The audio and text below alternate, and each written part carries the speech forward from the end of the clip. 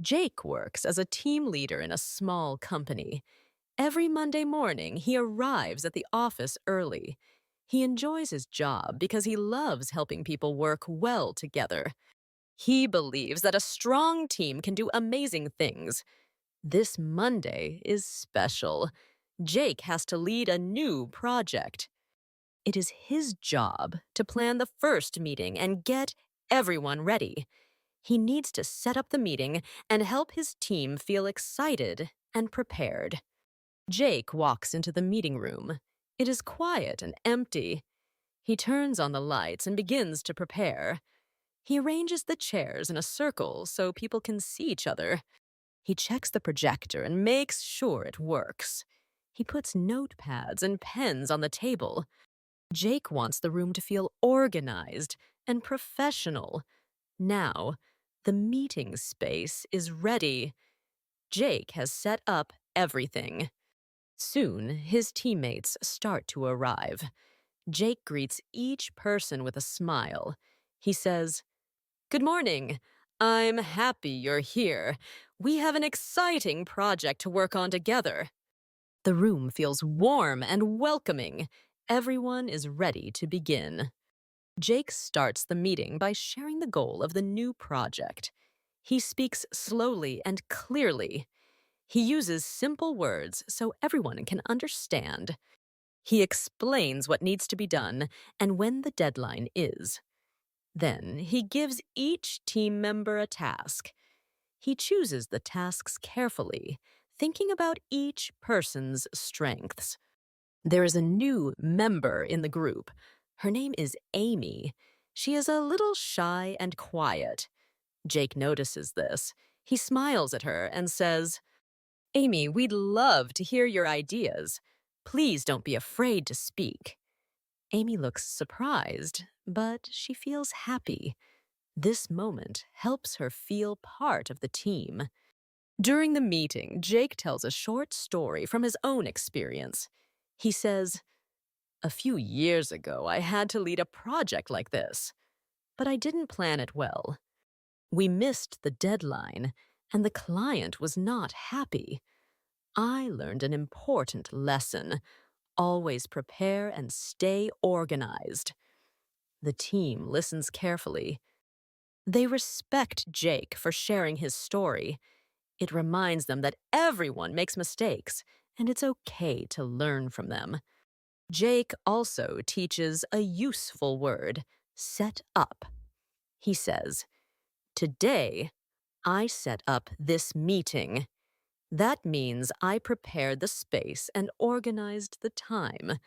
We use setup in English when we prepare something important. He writes the phrase on the whiteboard. Set up equals to prepare or organize something. He gives more examples. "I will set up a call with the client." "Can you set up the computer for the meeting?"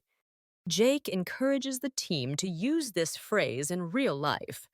He says, "After this meeting, try using set up when you talk or write in English. The more you practice, the easier it becomes."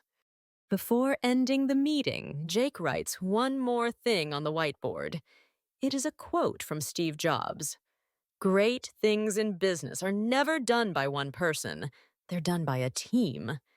He looks around the room and says, "This is our team, and together, we will do something great."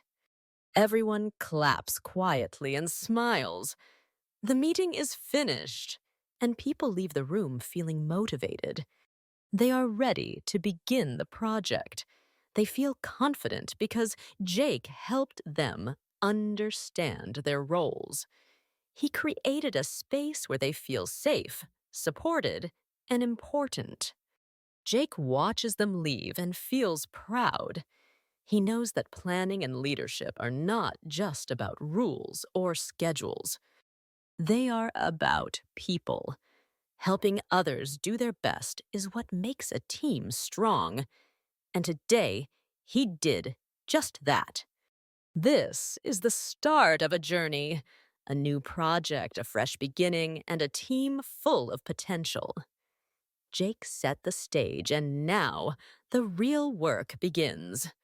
After the team meeting on Monday, everyone started working on their tasks. People were focused and motivated.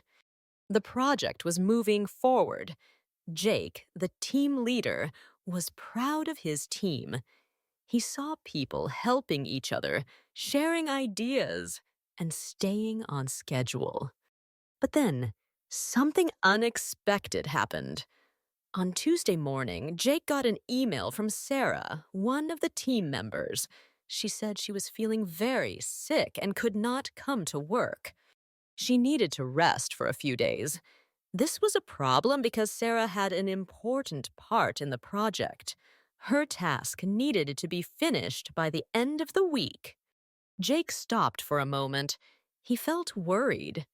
What should he do now? Then he remembered something his old boss told him. A good leader helps when things get hard.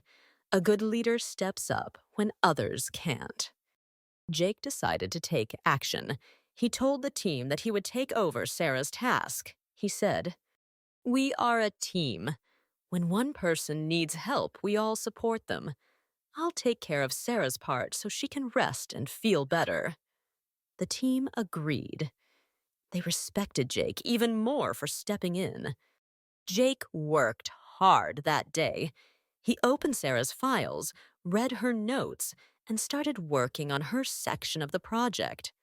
It was not easy. He had his own work too. But he stayed late and gave extra effort.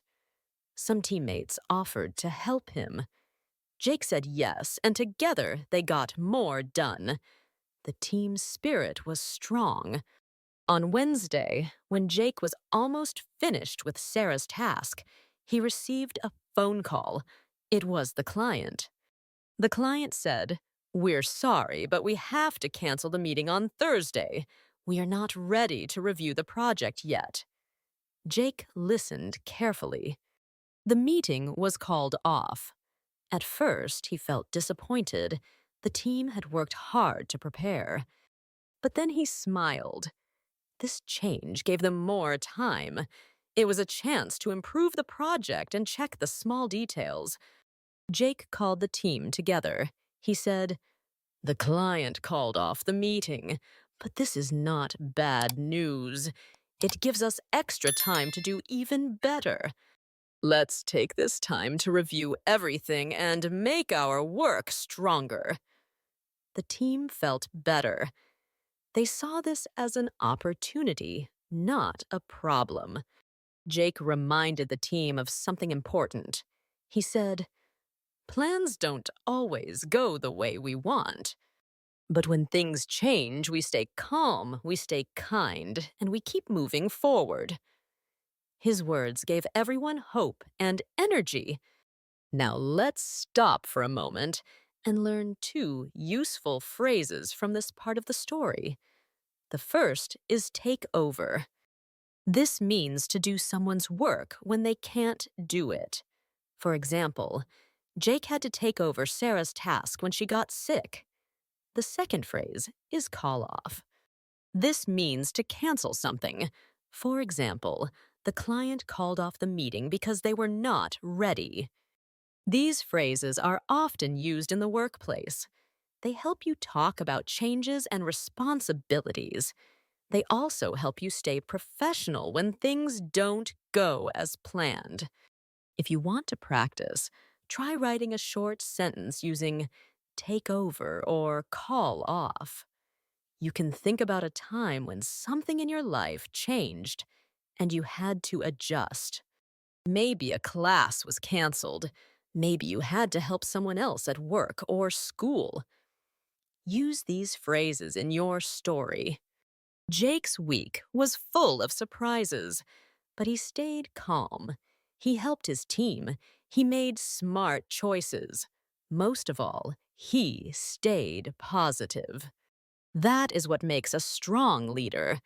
Not everything in life or work is perfect. But when we work together, we can turn problems into progress. Jake showed his team how to do that, and they followed his example. By the end of the week, the team was more united than ever. They were ready to finish the project strongly, and they had learned an important lesson. When plans change, we don't give up. We grow. It was the end of the week. Jake and his team had already worked very hard on their project. They faced some problems, but they stayed strong. They helped each other and stayed focused. Now the deadline is getting close. They had one more week to complete everything. Jake looked at the project board.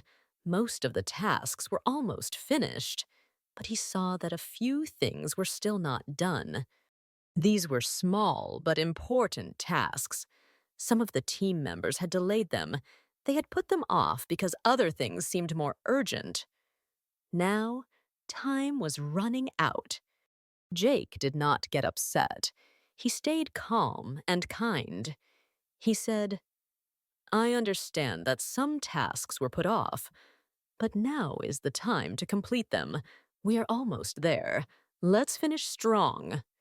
To help the team stay organized, Jake started a new routine. Every morning, the team met for just 10 minutes.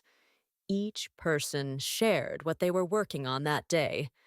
These short meetings helped everyone stay clear and focused. It was a good way to check in with each other and solve problems early. This simple step made a big difference. The team began to move faster and more smoothly. Jake also wanted to reconnect with the client. The last meeting had been called off, but the client still needed updates. Jake knew it was important to follow up. He opened his computer and wrote a short, polite email. He said, Hello, I hope you are doing well. I'm just following up on our project. We've made great progress and would like to reschedule our meeting when you're ready. He read the message again to make sure it was clear and friendly. Then he clicked send. The client replied quickly. They thanked Jake for the update and said they were ready to meet next week. They also said they were impressed with how the team had stayed in touch during the delays. This made Jake very happy. He knew that good communication had helped build trust. Now, the team had a new goal: to prepare a final presentation for the client. Everyone worked with energy and focus. Tasks that had been put off were finally completed. Amy, the new team member, even took on more work and gave great ideas. Jake saw how much she had grown in just one week. At the end of the project, Jake gathered the team. He said, You did more than just keep up. You supported each other. You adapted when things changed. And you finished strong. That is something to be proud of. The team smiled. They felt proud and confident. They had worked hard, solved problems, and communicated well. Together, they completed the project with success. Now let's take a closer look at some of the useful phrases from this part of the story. The first one is put off. This means to delay something. For example, we put off the final report until the last minute. Many people put off small tasks, but it is important to finish them on time. The next phrase is keep up. This means to continue doing something at the same level. For example, you're doing great. Keep up the good work. You can also say, it's hard to keep up with everything when you feel busy. Another important phrase is follow up. This means to contact someone again after an earlier message or meeting. For example, Jake followed up with the client to reschedule the meeting. Follow-up messages show that you are responsible and professional. A new phrase in this part is check in. This means to talk to someone briefly to see how they are doing or what they are working on. For example, Let's check in tomorrow morning about our progress. These small phrases can make a big difference in the workplace. They help you talk clearly and professionally. They also help you build strong relationships with your coworkers and clients. If you want to practice, try writing a short message using follow up or check in, or speak a sentence out loud. I just want to check in on the task we discussed. Practice makes your English better every day. At the end of the week, Jake wrote one last message to his team. He said, "Every one of you showed strength. You didn't give up when things got hard. You helped each other and stayed focused. You trusted each other, and that trust made us successful." It was more than just a finished project. It was a journey of teamwork, patience, and growth. And in that journey, every word, every task, and every kind action helped build something truly great. Jake's journey was not just about a project, it was about leadership, teamwork, and communication. From the very beginning, Jake showed that good leaders care about people. He started the project by setting up a clear and friendly space. He explained the plan in a way that was easy to understand.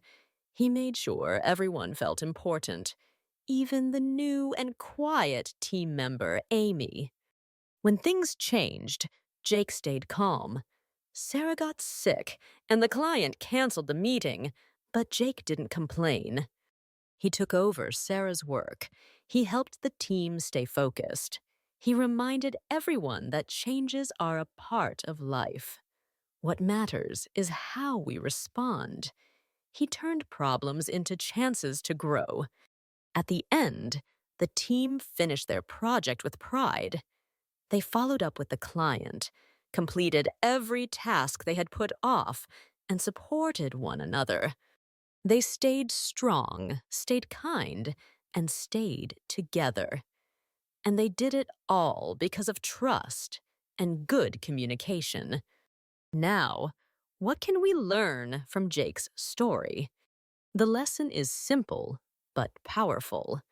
When things go wrong, don't give up. Step up, help others, communicate clearly, and most of all, believe in your team. In life, at work, or at school, you will always face challenges. But with the right attitude, you can turn difficult moments into powerful victories. You can use these lessons in your own life too. Try to set up your day with a clear plan. Be ready to take over when someone needs help. Don't be afraid to follow up and check in with people. And remember, when you keep up your efforts, success will come with time. Congratulations on listening to the full story. You have just practiced listening, understanding, and learning real English. That is a big step. You are improving your English every day. Keep going. Now, here's a fun question for you. What does call off mean? A. To prepare something. B. To cancel something. Write your answer in the comments, A or B. If you enjoyed this story, please subscribe to the channel. It really helps us grow and gives us motivation to create more helpful and fun lessons for you. Also, if you can, consider donating to support the channel. Creating these free lessons takes time, care, and effort. Your support means we can continue offering high-quality content to help you learn English in a meaningful way. Thank you for learning with us. We're proud of your progress. Keep listening, keep practicing, and see you in the next story.